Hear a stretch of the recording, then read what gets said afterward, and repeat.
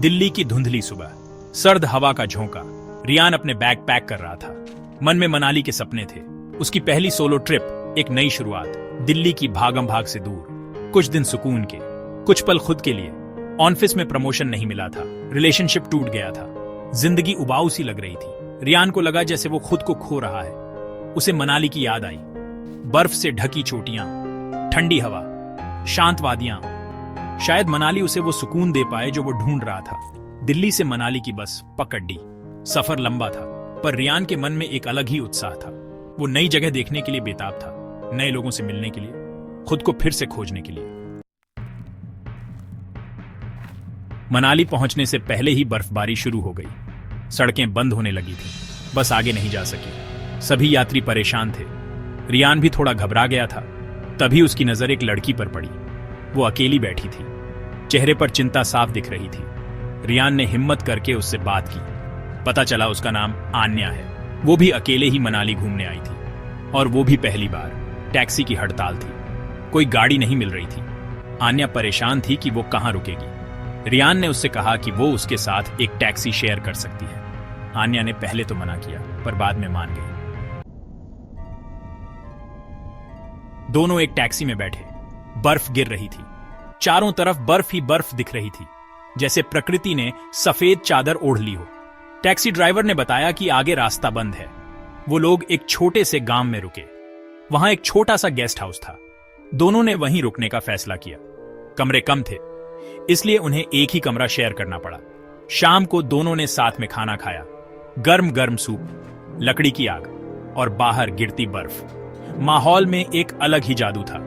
रियान और आन्या ने अपनी जिंदगी के बारे में बातें की, अपने सपनों के बारे में, अपनी नाकामयाबियों के बारे में।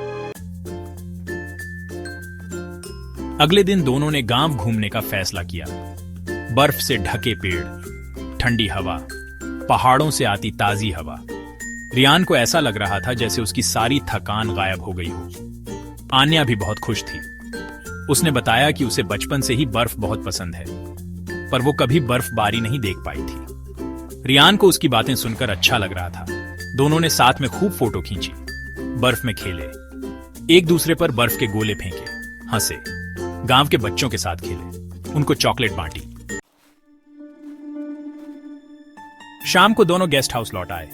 आग के पास बैठे, गर्मा गर्म चाय पी, बातें करते रहे। रियान को एहसास हुआ कि वो आन्या की तरफ आकर्षित हो रहा है। उसकी सादगी, उसकी मुस्कुराहट, उसकी आंखों में चमक, सब कुछ उसे अपना सा लग रहा था। आन्या भी रियान को पसंद करने लगी थी।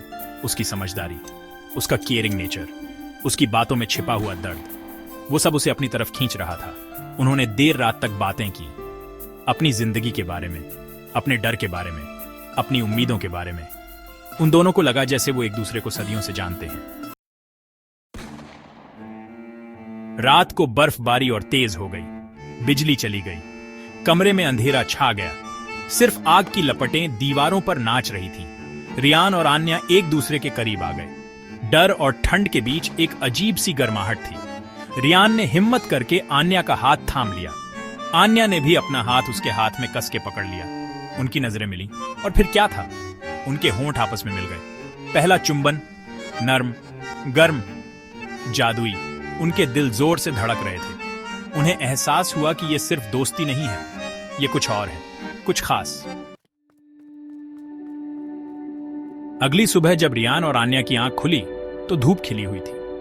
बर्फ की सफेद चादर पर सूरज की किरणें बिखरी हुई थी। नजारा बहुत खूबसूरत था।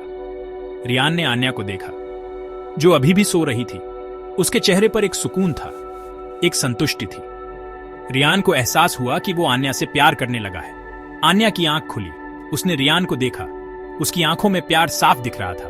उसने रियान को गले लगा लिया। उस पल रियान को लगा जैसे उसकी सारी तलाश पूरी हो गई हो।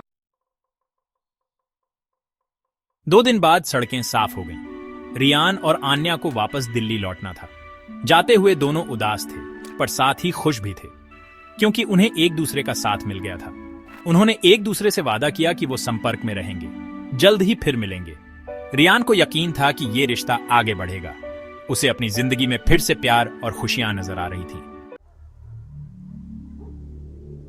दिल्ली लौटते हुए रियान की आंखों में एक नई चमक थी, एक नई उम्मीद, एक नया जोश।